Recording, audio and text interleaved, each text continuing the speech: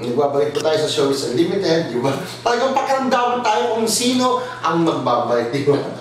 Anyway, ayun po, balita naman po tayo, Mariel Rodriguez, di ba? Hindi naloloka lang ako na di ba sabi natin na pag-usapan na natin last episode natin na pag-usapan na natin na talagang ayaw ipatanggal ni Mariel ang baby sa sila pupunan. Yung 2 months 8 weeks kasi di ba? So 2 months yung fetus pa rin. Oo, fetus na ba siya 2 weeks? Oo, fetus. 2 months na siya. Yung fetus dun sa tiyan niya, kusa naman daw kasi lalabas, sabi ng doktor. Oo, parang dudugo. Yan sinabi ko diba?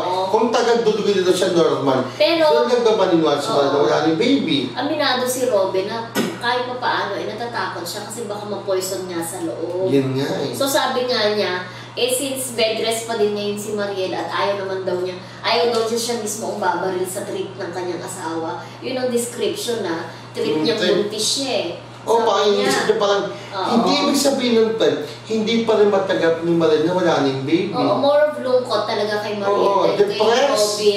Kay Robin, alam naman natin marami na din siyang anak. At hindi na bago ang mga sitwasyon na ito sa kanya. Dahil ang kanyang first wife din. Nakunan na rin daw. Hindi niya binanggit yung first wife, pero pagkakalam ko, Lisel Sicangco. Diba? Dahil doon yung anak niya, si Kylie.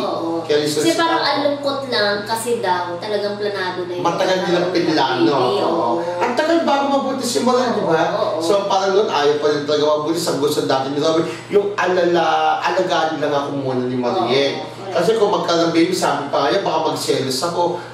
Ang mas bibigyan priority siyempre ni Mariel yung baby niya. Pero yung nga, tagal ng pinlano. Tapos kung kailan nandiyan na daw lahat, planado na daw lahat, tanggap na nila lahat na magkakaroon siya ng baby, pati mga anak niya na meron na silang baby, sanggol, di ba, na hindi na lang focus ng attention ni Robin sa kanyang mga anak. Bigla naman doon nangyari ito na nakunan. Pero ang nakakaloka, di ba? Itong sabi nga nung doktor, 30 years old pa lang naman daw si Mariel Rodriguez. Alam naman natin na si Regine Velasquez nga nanganak 41 di ba? 42. O si Ami Perez nanganak pa sa kanyang last child na 46 years old siya, di ba? Oo, ibig sabihin, malaki talaga ang chance na magkaanak pa. O si Judy Ann Santos, ilang taon na magkaanak? 30 plus, di ba? So, may chance, may chance pa talagang magkaanak. Kaya, depende. So, sabi, hindi, kailangan ipatanggal muna yung nandun sa loob and do a lot of sex, sabi nga niya. Yun nga, yun sabi niya, kung wala naman silang sex, paano magkakanak? Kung ang gagawin lang, ibang klaseng sex, di ba? Pero dapat kung gagawa ulit ng baby, huwag na ma-stress kasi kasama yun sa siguro gano'n, di ba? Hindi makabuo pag-stress. Tsaka nagtatabaho that time pa si Mariel, meron silang di ba? Yung sa Channel 5, Talentadong Pinoy. Oo, Talentadong Pinoy. Siguro kaya ang tagapay na wala ba Talentadong Pinoy? Ewan ko, basta alam ko, siguro yun nga, stress din si Mariel. Maganda dapat, ikaw pa nung tayo na nabuntis sa bahay ka rin lagi. Pero dapat din may konti-konti lakad, di ba? Sa mata mo nung mga ko. Pero minsan ng bandang huli, buntis ka pa rin nga. Dahil alam mo naman breadwinner ang inyong lingkod, di ba? Pero kailangan, kaya mag-work mga ilang hard weeks, di ba? Kabuanan ko na, nagtatrabaho pa ako. Cesarean ako pero after 3 weeks nag-work na ako kahit mayroong sugat-sugat pa ako. Kailangan talaga, di ba? Kailangan talaga. Siya nga po, di ba pwede ba magka-nagsimba rin, huwag silang, sana tanggapin na lang ni Mariel, no? Na wala na talaga yung baby, pero yung sabi nga ni Robin, ayaw niyang barilin yung trip. So yun yung trip, siguro trip nga ni Mariel na buntis pa ako, andito pa yung baby ko. So walang basagan ng trip? Walang basagan ng trip. Walang basagan ng trip. Ayaw din Jokes and Teddy. So anyway, mapunta naman tayo pa rin kay ang ganda-ganda ng nito ni Pia, no? Yung nanalo pong Binibining Pilipinas Universe. Pia Wurtzbach.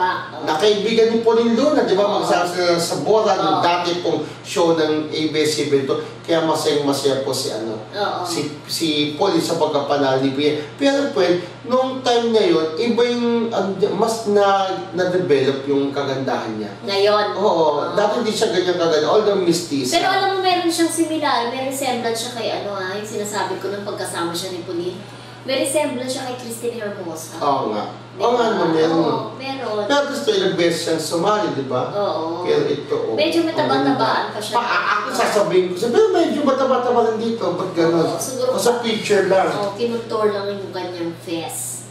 Ayan, nalilink kayo na. Kay Pinoy. Pero masasabi mo dyan. Pero ano nga, di ba, sabi nga niya, parang tanggap kayo ni, si Nichols itong si Pia para sa kanyang words back. Bakit pa? Tapos ano lang. Di ba nalig din siya kay Grace Lee? Nalig din naman kung kani-kanino. Pero parang ito yung mas tanggap niya. Sabi niya kung kinikilig daw yung kanyang kapatid kahit 55 years old. Why not? Di ba hinahayaan niya? Pero ito nag-guest kasi po sa The Boston Sun. Si Pia, bago po yung interview ni Chris Aquino sa kanya, tinex siya, nag-Instagram yata si Pinoy na be nice to her, di ba? So yun nga po, nagkita, sinabi po niya kay be nice daw kasi sabi ni Pinoy, kinakabang ka ba sa akin? Sa tingin mo, hindi ako magiging nice sa'yo. Hindi naman po sabi naman ni Pia, di ba? Pero inamin niya na nininervous siya. Tapos natanong po siya. Ito kasi po si Pia, bago kay Pia, kay Pia yung husband, di ba? Yung dali pong shota ni talaga. Yung jowa o boyfriend, Angel. Pero sabi niya, nagde-date daw po sila before. Nagde-date sila before. Pero lumalit na sila sa isa't isa. Tinigil na lang po nila yung pag-date. Pero until now, they remain friends pa rin, sabi niya. Magkaibigan pa rin, di ba? Sabi niya. Ayan, so, abangan natin kung magpa-prosper itong love story ni Pia at saka ni Pia. Parang ang edad kalahati din, no? 55, Plus, 20 plus. Parang tatay-tatay niya, no? Si kasi medyo parang kasing age na ni Pauline, mga 25. Mga ganun. So, good luck na lang, no? Kung anong sana bisa yung pangulo natin, magandang love story, correct. Baka Pinoy ka, di ba? Hindi Yung Pinoy ka? Wala, sa tama ako. So, hindi tama si Pinoy? Hindi. Ibig sabihin, wala naman akong kinikilingan pag pero alam ko naman si Pinoy, no? Pangulo. Love ko rin naman yung pangulo natin. Dapat nating mahalin pa kasi, di ba? Siya yung nagpapatakbo ng ating gobyerno. Alam naman natin kung gaano kaya pa maging isang pangulo. Ilan tayong mga anak niya, di ba? Correct. Milyon. At siyempre, lagi natin sinasabi, no? Huwag nating laging tanungin kung anong magagawa ng gobyerno sa atin. Pero tanungin din natin kung ano magagawa natin. Ang maiambag natin sa gobyerno. Yep. So dahil po sa kasabebyan ni Mildred, magbabalik ang Showbiz Unlimited!